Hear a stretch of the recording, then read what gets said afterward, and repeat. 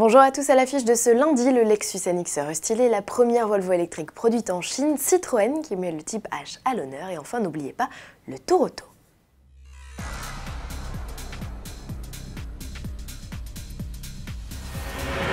Petit lifting pour le NX, après 3 années de carrière à peine, le SUV de Lexus s'offre ses premières retouches.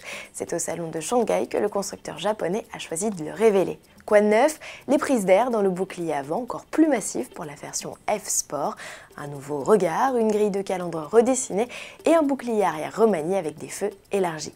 Dans l'habitacle, la planche de bord légèrement modifiée accueille un écran central plus grand de 10 pouces désormais. Enfin, certaines commandes ont été simplifiées. Au chapitre équipement, notons aussi l'arrivée d'une nouvelle suspension adaptative, la même que celle du coupé LC. Enfin, côté motorisation, l'hybride reste au catalogue aux côtés du 4 cylindres de 238 chevaux qui change de nom et devient NX 300. Aucune date de commercialisation n'a encore été communiquée pour l'Europe. Chine toujours avec cette annonce de Volvo, le constructeur suédois propriété du chinois Geely a annoncé qu'il produirait son tout premier modèle 100% électrique au sein de l'Empire du Milieu, un futur modèle compact qui sera assemblé aux côtés du SUV 01 de Lynk & Co dans le sud-est du pays. Il sera commercialisé courant 2019. Rappelons les ambitions de Volvo, le constructeur espère commercialiser d'ici 2025 1 million de véhicules électrifiés, qu'ils soient 100% électriques ou hybrides.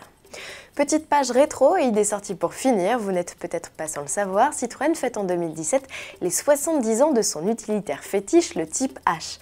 Si deux designers lui avaient rendu hommage en créant un kit carrosserie à clipser sur son descendant moderne, le Jumper, cette fois l'initiative provient de chez Citroën. Le constructeur s'est associé au Coq Sportif, célèbre équipementier sportif, pour transformer un type H et un Jumpy en atelier vélo mobile.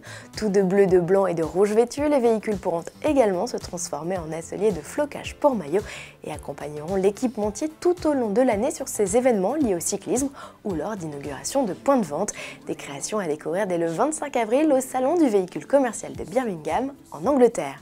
Et pour les amoureux du célèbre nez de cochon, un détour au 42 de l'avenue des Champs-Élysées s'impose. Dans sa vitrine parisienne dédiée, le constructeur au chevron lui rend hommage. Un type H exposé aux côtés d'une C4 dépanneuse de 1929 et de modèles plus modernes comme les Jumpy ou Berlingo sont à découvrir.